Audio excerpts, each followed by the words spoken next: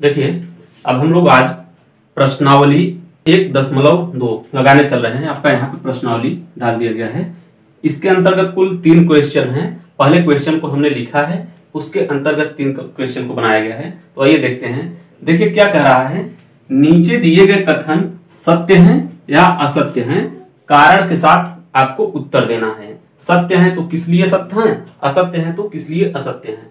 अब देखिए इसमें जो क्वेश्चन नंबर फर्स्ट दिया है, कह रहा है प्रत्येक अपरिमेय संख्या एक वास्तविक संख्या होती है। प्रत्येक अपरिमेय संख्या एक वास्तविक संख्या होती है। तो देखिए सबसे पहले चीज हम लोगों ने क्या पढ़ा था, वास्तविक संख्याएं 2 तरह की होती हैं, वास्तविक और अवास्तविक।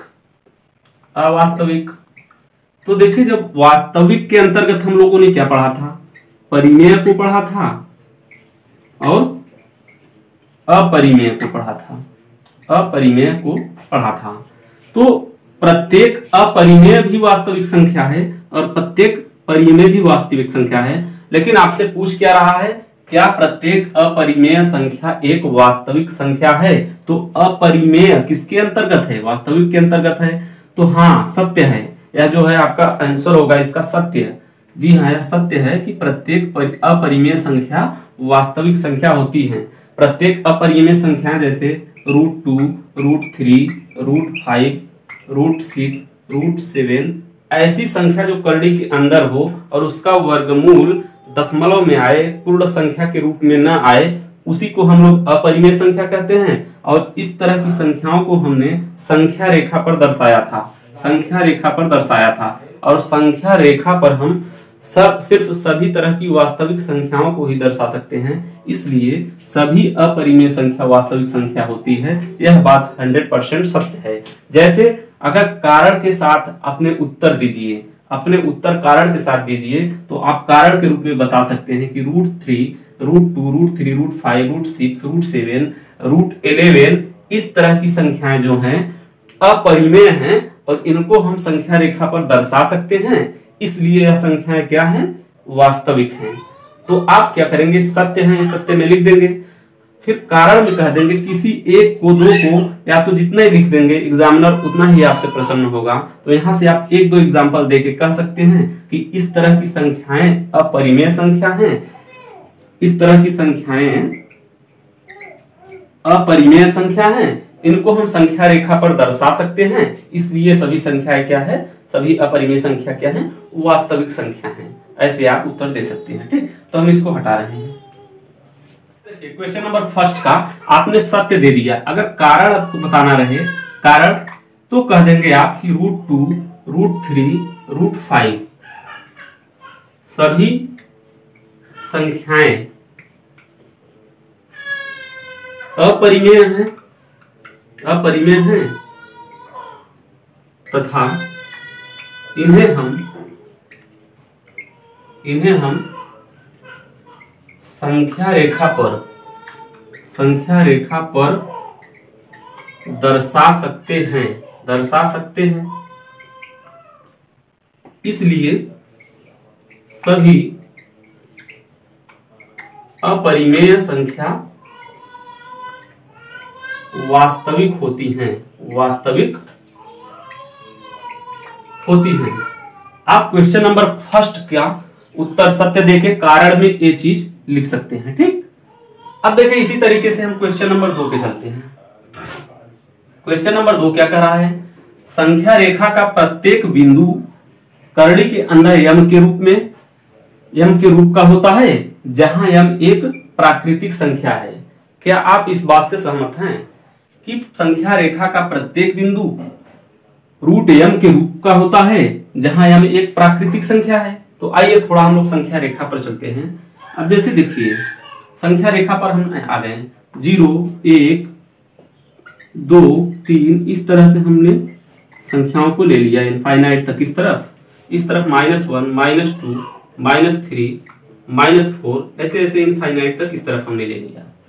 अब देखिए, अब इस तरफ की संख्या को अगर हम लेते हैं, अगर इसको यहाँ पे हमने √2, √3, √4 √5 अगर हम इनको दर्शाना चाहेंगे तो इस तरफ कहीं ना कहीं यह संख्याएं जो है हमें मिल जाएंगी। और हम ऐसे भी कह सकते हैं कि सभी जितनी प्राकृतिक संख्याएं हैं अगर इनको हम इस फॉर्म में भी अगर लिख सकते हैं, लिख के अगर कहीं भी उनका प्लेस इधर उधर हो जाएगा तो देखिए इस तरह की संख्याओं को तो हम इस फॉर्म में लिख सकते हैं, √m के फॉर्म में लिख सकते हैं। संख्याएं अपरिमेय परिमेय कुछ भी होंगी, जैसे जिनका परफेक्ट वर्गमूल निकलेगा वह संख्याएं क्या होंगी, परिमेय हो जाएंगी। और जिनका परफेक्ट स्क्वायर नहीं निकलेगा, स्क्वायर रूट नहीं निकलेगा, जैसे √3 √5 √2 √6 √7 √11 √17, इस तरह की संख्याएं अपरिमेय में आएंगी, अपरिमेय में आएंगी, लेकिन क्या होंगी, वास्तविक संख्याएं होंगी। और वास्तविक संख्या जितनी है सभी को हम संख्या रेखा पर दर्शा सकते हैं। चलिए ये बात तो क्लियर हुई। लेकिन क्या अगर हम जीरो के लेफ्ट साइड आएंगे, जो निगेटिव इंटीजर्स हैं, अगर उनको हमने बाय द वे √3 के रूप में लिख दिया इस फॉर्म में, लेकिन क्या हम इसका स्क्वायर रूट निकालेंगे तो माइनस का स्क्वायर रूट कभी निकलेगा, नहीं निकलेगा। तो इस तरह की संख्याएं क्या हैं, अवास्तविक संख्या हो जाएगी, अवास्तविक संख्या। देखिए अभी -2 -3 माइनस करड़ी के बाहर है तो वास्तविक संख्या है, लेकिन जैसे ही हमने करड़ी के रूप में लगा दिया तो संख्या क्या हो गई, अवास्तविक। अवास्तविक तो हम कह सकते हैं कि सभी जो संख्या रेखा पर पहली बात हम वही संख्या को दर्शाएंगे जो वास्तविक रहेंगी। अगर इस फॉर्म में हो गई रूट के अंदर -3, इस फॉर्म में अगर संख्या हो गई तो संख्या अवास्तविक हो गई। अवास्तविक हो गई तो संख्या रेखा पर हम इसको दर्शा नहीं सकते। यह बात क्लियर हो गई। और यहाँ पे क्या कह रहा है, संख्या रेखा का प्रत्येक बिंदु √m के रूप का होता है, जहां m एक प्राकृतिक संख्या है। तो यह बात असत्य है, यह बात असत्य है इसलिए कि करड़ी के बाहर है तब तक तो सत्य है, लेकिन जहां रूट के अंदर यानी करड़ी के अंदर हुआ तो यह अवास्तविक संख्या हो गई, यही असत्य हो गया। तो इसका आंसर हम लोग देंगे असत्य, असत्य देंगे। ठीक, हम असत्य देंगे। फिर आएंगे हम अगर संख्या रेखा पर, तो अगर कारण में अगर हमको देना रहेगा, कारण अगर देना रहेगा तो हम दे देंगे रूट के साथ करड़ी में सभी संख्याओं को, और एक संख्या को या दो संख्या को आप एग्जाम्पल के रूप में दिखा दीजिएगा, जैसे -√3 -√6। इस तरह की संख्याएं जो हैं, इस तरह की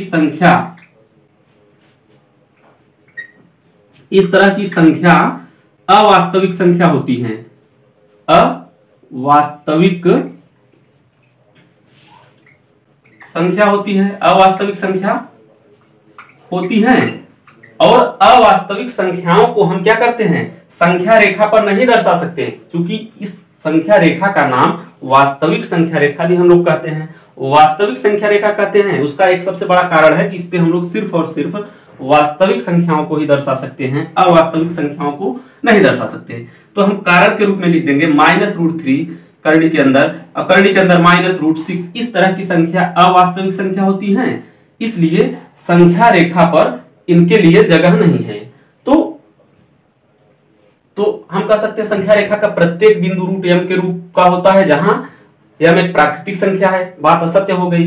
तो इस तरह की संख्याएं जो होती हैं, तो हम कह सकते हैं कि प्रत्येक बिंदु जो है संख्या रेखा का प्रत्येक बिंदु √m के रूप का नहीं हो सकता। संख्या रेखा का प्रत्येक बिंदु जो है √m के फॉर्म में नहीं हो सकता। जैसे m एक प्राकृतिक संख्या है या रूट इस फॉर्म में है, इसको हम इस फॉर्म में नहीं लिख सकते, लिख सकते, तो इसका मतलब इस रूप में नहीं हो सकता। इस रूप में जैसे ही आया संख्या अवास्तविक हो गया, इसलिए संख्या रेखा पे हम नहीं दर्शा सकते।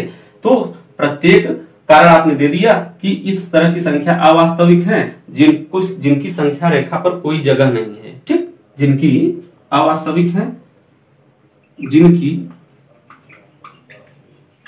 संख्या रेखा पर कोई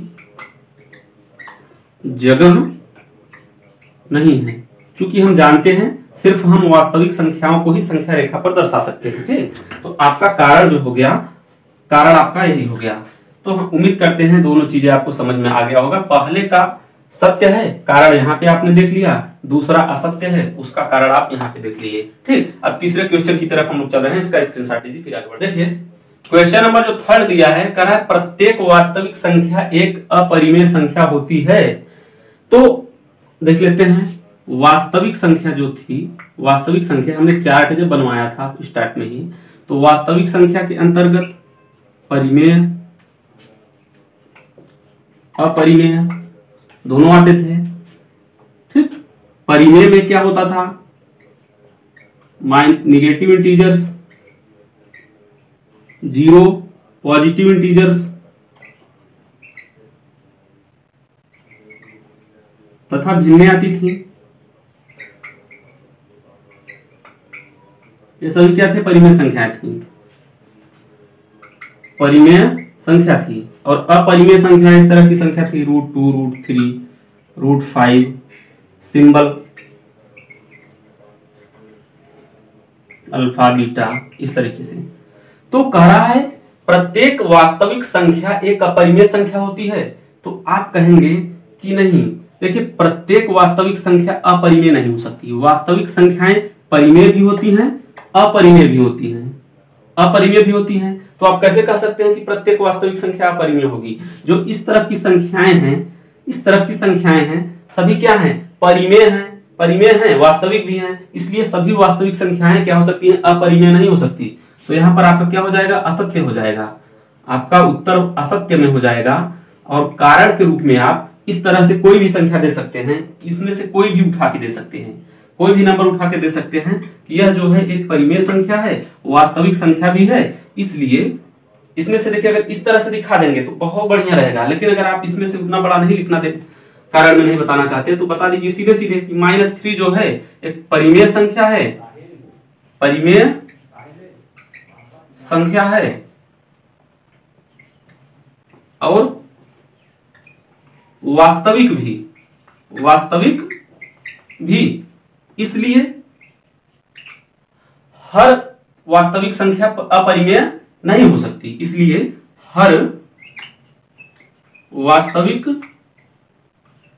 संख्या जो है अपरिमेय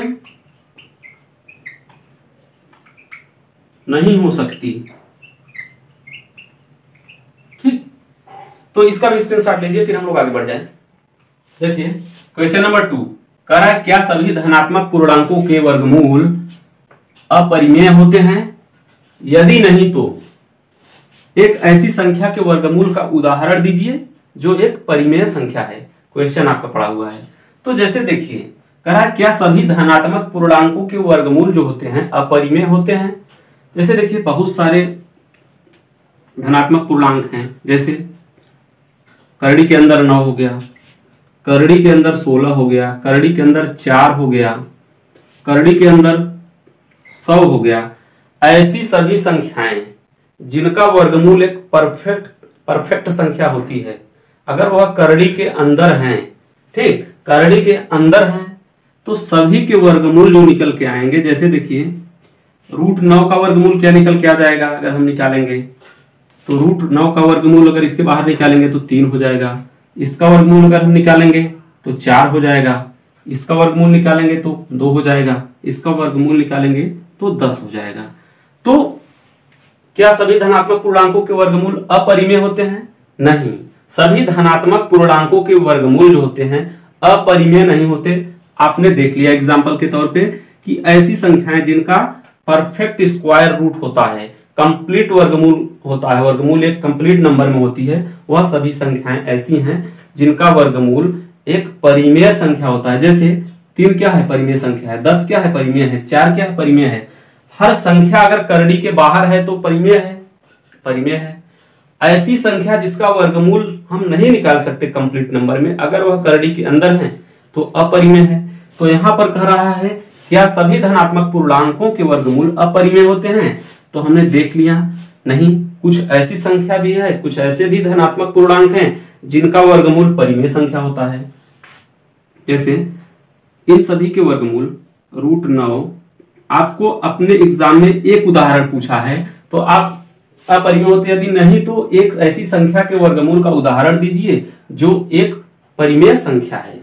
तो एक परिमेय संख्या जैसे आपने ले लिया 4 का वर्गमूल क्या है, 2, एक परिमेय संख्या है। तो इसलिए यहां पे हम कह सकते हैं कि नहीं, सभी धनात्मक पूर्णांकों का वर्गमूल जो है अपरिमेय नहीं होता, उत्तर में क्या होगा आपका, आंसर में सभी नहीं होते हैं, नहीं, नहीं उत्तर सीधा दे देंगे, नहीं। यदि नहीं तो एक ऐसी संख्या के वर्गमूल का उदाहरण दीजिए जो परिमेय संख्या है। तो एक नहीं, हमने कई सारे उदाहरण दे दिए, आप इसमें से कोई एक उदाहरण को रख लीजिए कि √4 का वर्गमूल 2 होता है, जो कि एक √4 का वर्गमूल 2 होता है, जो कि एक परिमेय संख्या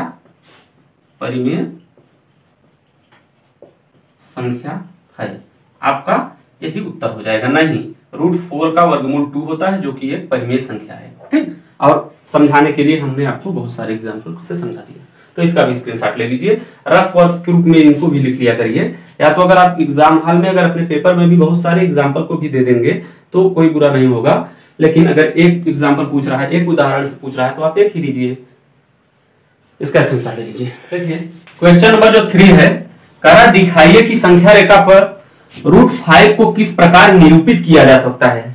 संख्या रेखा पर √5 को किस प्रकार निरूपित किया जा सकता है, यही हमको दिखाना है। तो देखिए हम लोगों ने जब एग्जाम्पल के तौर पे हमने जब बैकग्राउंड क्लास चलाई थी, भूमिका पढ़ा रहे थे, तो वहां पे √2 और √3 अपरिमेय संख्याओं को हमने संख्या रेखा पर दर्शाया था। अब यहाँ पे √5 को दर्शा के दिखाना है।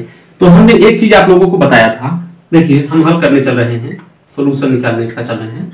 तो देखिए जैसे हमने क्या कहा था कि परफेक्ट स्क्वायर में तोड़ना है चीजों को, 1, 4, 9, 16, 25 के फॉर्म में चीजों को तोड़ के चलना है, हमें परफेक्ट स्क्वायर चाहिए। अब जैसे √5 है तो इसको हम किस फॉर्म में तोड़ सकते हैं, अंदर ही अंदर रूट के अंदर 4 + 1 इस फॉर्म में, क्योंकि हमें 2 और 3 में नहीं तोड़ सकते, क्योंकि वह सभी क्या है, परफेक्ट स्क्वायर नहीं है। तो इस फॉर्म में हमने तोड़ लिया। ठीक, इस फॉर्म में जब हमने इसको तोड़ लिया, अब देखिए हम चलते हैं नंबर लाइन की तरफ और नीचे से ले लेते हैं नंबर लाइन को।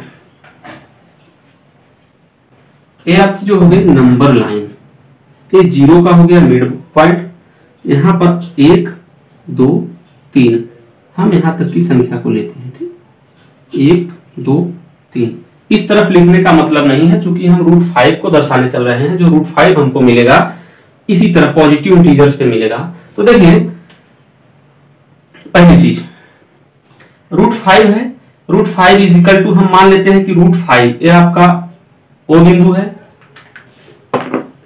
यह बिंदु जो है आपका O बिंदु है, यह A है, यह B है, यह C है, इस तरीके का बिंदु है। हम मान लेते हैं कि √5 जो है इसी बिंदु पर कहीं पे O से S की दूरी पर है, यस, तो OS की दूरी पर है, तो OS = हम मान लेते हैं √5। S जो है हम मान लेते हैं कहीं पर भी है, कहीं पे XYZ, अभी तो हम दिखाने चल रहे हैं, अभी हमें पता नहीं है, लेकिन इतना तो पता है कि यही कहीं पे है। तो हम ले लेते हैं कि कोई बिंदु S होगा जहां पर O से लेकर S तक की दूरी √5 होगी, वहीं पे दर्शाएंगे हम। जैसे 0 से लेकर 2 तक की दूरी यहाँ पे है, 2 का स्थान यहाँ पे है, उसी तरह से √5 का भी कोई स्थान होगा, क्योंकि संख्या वास्तविक है, अपरिमेय है और वास्तविक है, तो यहाँ पर इसका स्थान तो बनता है संख्या लाइन पे। तो OS बराबर √5, OS बराबर √5 होता है। अब देखिए, अब जैसे रूट के अंदर 4 + 1 में टूटा है, और 4 का क्या होता है, जैसे देखिए अगर यहाँ पे √5 = क्या हो जाएगा, √5 = अगर इसी को हम ऐसे ले लें 2² + 1², 2² + 1², इसीलिए इसको हम लोग परफेक्ट स्क्वायर के रूप में तोड़ते हैं कि उसका अगर हम वर्गमूल निकालें तो निकल जाए। तो अगर 4 का अगर हम वर्गमूल निकालना जब भी चाहेंगे तो 2 के रूप में निकल जाएगा कि नहीं, 2 का होल स्क्वायर, 1 का होल स्क्वायर। अब √5 बराबर क्या होगा, 2 का स्क्वायर प्लस 1 का स्क्वायर किसके अंदर, करड़ी के अंदर। तो देखिए 2 जो है आपका यहां तक की दूरी, जो यहां तक की दूरी है, यहां तक की दूरी है किसके बराबर है, रूट के अंदर 5 के बराबर है कि नहीं, क्योंकि 2 का स्क्वायर 4 मिल जाएगा। अब देखिए यहां पर आ गया। अब यह सिचुएशन तब बनता है जब यहां से हम कोई रेखा लेंगे एक, जैसे इसके बराबर की, 1 यूनिट की, इसीलिए हमने परफेक्ट स्क्वायर में चीजों को तोड़ने के लिए कहा।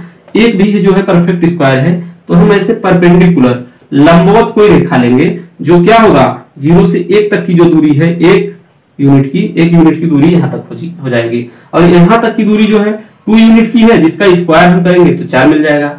अब देखिए, अब अगर हम यहां से यही बिंदु आपका यस होगा, यही बिंदु आपका जो है यस होगा, चूंकि ओ यस बराबर क्या होता है, O B square plus B S square. अब देखिए ओ यस बराबर क्या हो जाएगा, ओ यस बराबर करने के अंदर ओ से लेकर बी तक की दूरी ओ बी स्क्वायर, यानी ओ बी 2 है, 2 दूनी 4, ठीक, फिर प्लस लंबवत बी से लेकर यस तक की दूरी B S square, B S square. अब देखिए जैसे ओ यस बराबर क्या हो गया, ओ बी यानी ओ से बी तक की दूरी 2 और स्क्वायर में 2 2 जा 4, ठीक, देखिए हम लिख देते हैं ओ बी बराबर 2 स्क्वायर प्लस बी यस बराबर 1 स्क्वायर, फिर करड़ी के अंदर 2 दूनी 4 प्लस 1, तो बराबर क्या आ गया, √5 आ गया। तो √5 ओ से लेकर एस तक की दूरी जो है √5 है। तो जब ओ से लेकर एस तक की दूरी √5 है, लेकिन यह क्या संख्या रेखा पर है, यह संख्या रेखा पर नहीं है, यह संख्या रेखा पर से बाहर है। अगर हम इसी को अगर हम प्रकार जो गोला प्रकार आपका होता है, अगर उससे हम इस दूरी को ले ले, इतनी दूरी का चाप को ले, देखिए हमारा हाथ वहां तक नहीं पहुंच रहा है, अगर हम यहां तक के चाप को ले और ऐसे अगर घुमा दें, ऐसे घुमा दे, देखिए यहाँ पे एग्जैक्ट तो नहीं कर पाएगा, क्योंकि यहाँ पे हमारे पास वो टूल्स नहीं है। अगर आप कॉपी पे बनाएंगे इंची टेप्स सेंटीमीटर से अगर लेके अगर करके काटेंगे तो बिल्कुल एग्जैक्ट आएगा। तो हम यहाँ से यहाँ तक की दूरी लेके जब काटेंगे तो यह दूरी आप कहीं ना कहीं संख्या रेखा पर यहाँ काटेगी, यही कहीं काटेगी। तो यही दूरी जो होगी, देखिए ओ से लेकर बी तक की दूरी 2 स्क्वायर यानी 4 के बराबर, फिर परपेंडिकुलर के तौर पे जो एक यूनिट का ढंग लंब डाला है, यह 1 स्क्वायर, और जो फिर मिलकर किसके बराबर हुआ, इसके बराबर। अब देखिए यह क्या निकल के आ गया आपका √5, यह जो है आपका √5। लेकिन √5 ओ से एस तक की दूरी है, संख्या रेखा से बाहर है। हम संख्या रेखा पर लाने के लिए चाप जब काटेंगे तो यहाँ कहीं कटेगा, तो यही आपका क्या हो जाएगा √5। तो √5 जो है आपका यह √5 हो गया, √5 की पोजीशन जो संख्या रेखा पर यही होगी। तो इस तरीके से हम √5 को दर्शा लिए। तो इस तरीके से आपको दिखाना होगा अपने कॉपी में, जब आपके एग्जाम में आ जाएगा तो इस तरीके से हम लोग दिखाएंगे। क्योंकि इसको पहले हम लोग परफेक्ट स्क्वायर के रूप में तोड़ते हैं, √5 है, 4 + 1 के फॉर्म में टूटेगा, 4 + 1 के फॉर्म में टूटेगा तो 4 का वर्गमूल 2 निकल के आ जाएगा, 2 रूट हम यहाँ से ले लेंगे, और यह क्या होगा, यह परपेंडिकुलर लंबवत मिलेगा कोई बिंदु हमें, तो लंबवत हम कोई डाल देंगे 1 यूनिट का इसके बराबर, फिर हम ए वाली दूरी निकाल के इसी चाप को लेके हम इसको संख्या रेखा पर ला लेंगे, यही आपकी दूरी हो जाएगी। ओ से लेकर एस तक की दूरी यहाँ पे अगर संख्या रेखा पर लाएंगे तो ओ एस बराबर, ओ एस से लेकर एस तक की दूरी क्या है √5। तो √5 की जो पोजीशन होगा, बिंदु होगा, इस √5 का संख्या रेखा पर यही जगह होगा। तो इस तरीके से आपको बनाना होगा। तो इसका स्क्रीनशॉट ले लीजिए, फिर मिलते हैं हम लोग नेक्स्ट वीडियो में। बस इतना ही, टेक केयर, बाय।